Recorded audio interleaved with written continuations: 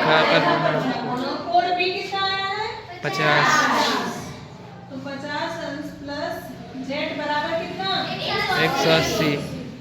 अब जेड बराबर हम क्या लिख सकते हैं 180 माइनस 50। 180 माइनस 50। 50।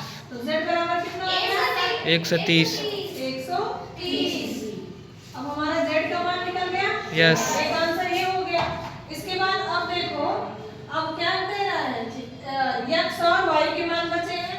अब हम अगर देखें कोण डी और कोण सी कितने दोनों का योग कितना होगा कोण डी प्लस कोण सी मतलब ये y कर लो कितने डिग्री 180 डिग्री। 180 डिग्री। क्यों क्यों 180 डिग्री आसन कोण। हाँ कैसे कोण है आसन कोण। आसन कोण।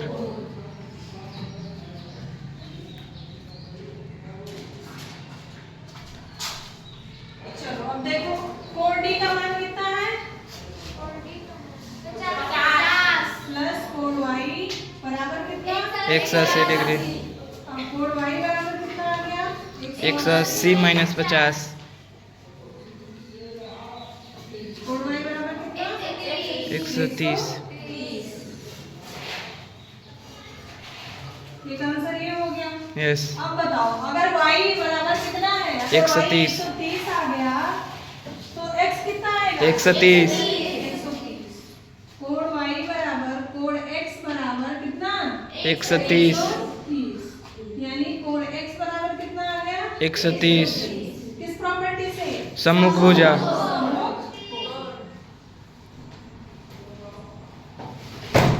सम्मुख कोण। अब बताओ किसको नहीं समझ में आया किसको समझ में समांतर चतुर्भुज है ABCD क्या नाम है ABCD। पहले से हमें दे रखा है कोण D का मान ठीक है D का मान। अब हम ये देखो कोण D और कोण B आमने सामने के कोण है इसको बोलते हैं सम्मुख कोण। और समांतर चतुर्भुज के सम्मुख कोण जो होते हैं आपस में कैसे होते हैं बराबर। इसीलिए कोण D किसके बराबर हो गया कोण D के। ठीक है अगर कोण D 50 डिग्री है तो कोण B भी 50 डिग्री आ गया। इस तरह से देखो ये एक लाइन पे बना कोण है लाइन पे बना कोण है और लाइन पे बना कोण कितने डिग्री 180 डिग्री। तो देखो यहाँ कोण B और कोण Z हमने लिखा है 180 डिग्री। कोण B का मान कितना है 50। फिर 50 प्लस कोण Z बराबर 180। और Z का मान निकालोगी तो ये इधर आ जाएगा माइनस में कितना आ जाएगा 130। अभी इसका मान कितना आ गया 130। अब ये कोण D और कोण D आपस में कैसे कोण है आसन कोण। तो दो आसन कोणों का योग कितना होता है 180 डिग्री।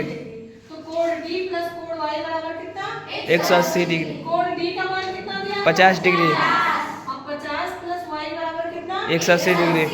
अब Y बराबर इसको इधर भेज दिए तो ये प्लस में आते किस माइनस में तो 180 माइनस 50 कितना आ गया 130। अब कोण Y का मान कितना आ गया 130।